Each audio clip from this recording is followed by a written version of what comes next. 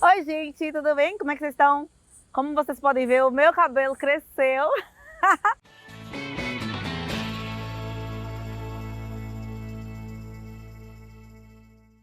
Hoje eu tô aqui para falar sobre os cursos de inglês que eu fiz até agora, né? Às vezes quem tá no Brasil não tem muita noção das opções de cursos de inglês que existem. E eu fiz, acho que quase todas as opções aqui. E eu já tinha feito algum curso de inglês no Brasil. Isso me ajudou muito. Então, se você tem uma oportunidade, vai ser um diferencial muito grande, vai ser bem legal, porque quando a pessoa chega aqui, os professores aqui, eles só vão falar inglês, até no nível mais básico de todos, eles só vão falar inglês com você. Na verdade, isso é o ideal, mas para quem tem inglês zero, pode ser um pouco desmotivador, porque a pessoa pode ter mais dificuldade, né? No Brasil, eu fiz até o nível avançado, mas por falta de prática, por falta de assistir os filmes, por falta de inserir o inglês na minha vida, então algumas coisas eu fui esquecendo, o listening ficou bem comprometido. Então eu fiz um intercâmbio para Londres e lá em Londres eu fiz um teste de nivelamento. E lá eles me colocaram no pré-intermediário, para vocês terem ideia de quanto eu estava enferrujada. Mas assim, Londres foi meio que para brincar, né? Porque eu só fiquei um mês lá, eu fui na verdade viajar e aproveitei para fazer um curso de inglês também. E depois eu decidi vir para a Austrália, mas assim, esse depois foram 2 anos depois, né? E aí quando eu cheguei aqui na Austrália, eu fiz outro teste de nivelamento e aqui eles me colocaram no intermediário. Eu achava que eu deveria ir para o pré-intermediário. Minha gramática, ela é relativamente boa, mas o meu listening e o meu speaking não são tantos. Quer dizer, não eram tantos, né? Enfim, acho que agora melhorou um pouco. É normal, gente, a gente ter esse tipo de segurança, mesmo a gente já morando muito tempo aqui.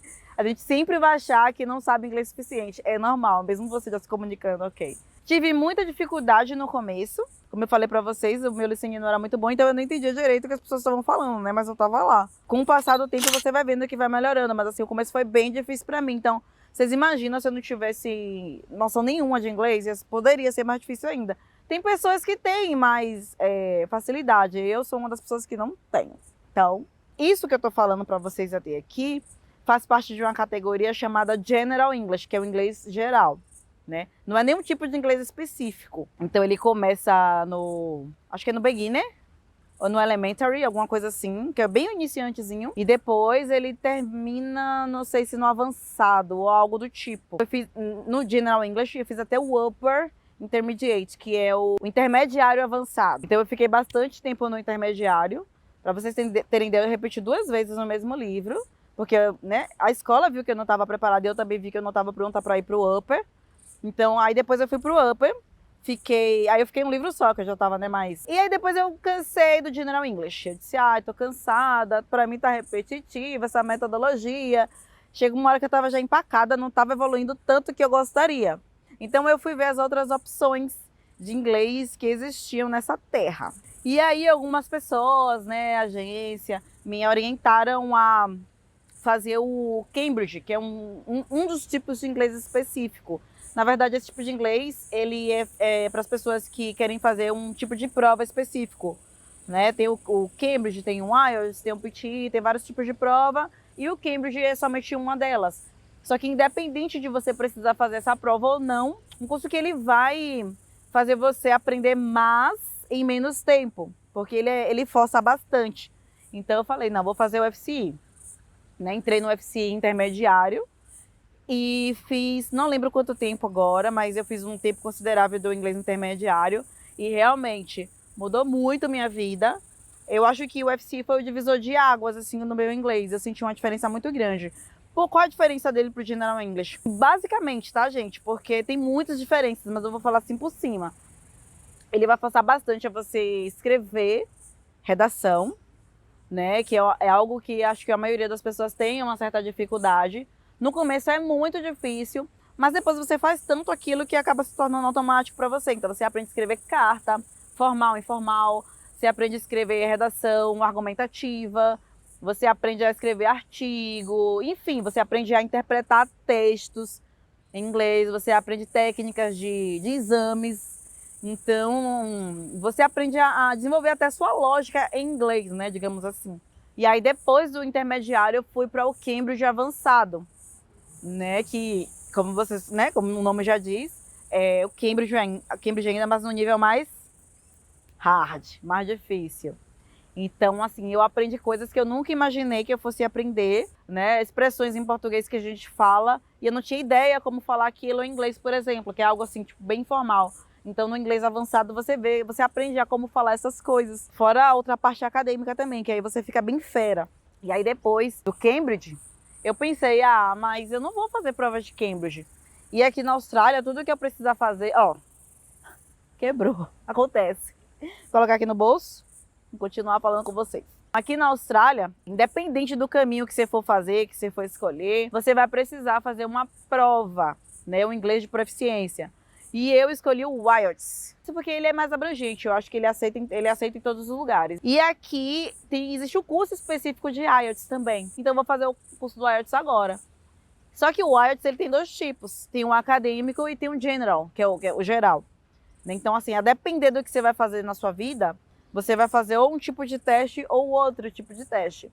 Então eu fiz muitas semanas de IELTS, porque eu ficava, né, alternando. Hora eu fazia a IELTS acadêmico, hora eu fazia o IELTS general. E isso me ajudou muito também, porque eu tive um professor maravilhoso, né? Nessa época a aula estava sendo online. Aqui a gente teve um pouco de resistência no início, mas depois foi bem bacana, tal. E ele era muito atencioso, então ele trabalhava em cima da deficiência de cada um. A minha era muito pronúncia.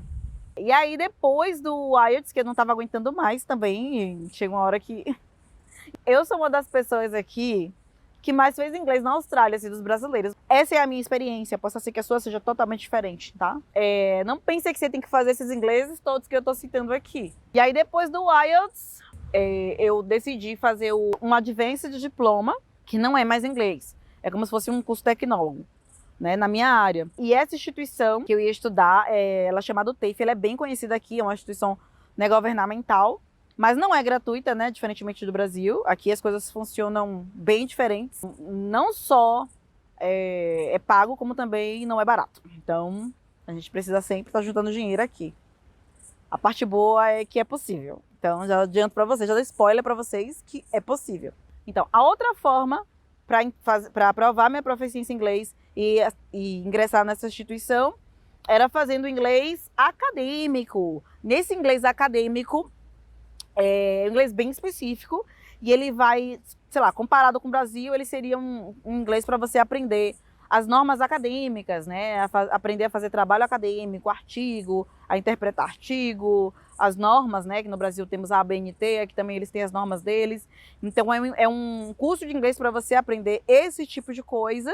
Se você escolher, por exemplo, fazer o IELTS, por exemplo, ingressar numa instituição acadêmica, no meu ponto de vista, a pessoa pode ficar com esse gap, né, com essa lacuna, porque quando chega lá você vai ter que ainda aprender isso. Então, assim, eu recomendo, né, fortemente, que se você tem a intenção de fazer uma faculdade aqui, ou um curso acadêmico qualquer, que você gaste um tempo para fazer um inglês acadêmico, que ainda para algumas semaninhas, eu acho que é suficiente para você, quando chegar lá, não ter esse nível de dificuldade, tá? Então, se vocês quiserem conversar comigo sobre qualquer curso de inglês desse que eu fiz, vocês podem entrar em contato comigo ou com a STB também. A STB sabe falar sobre todos eles.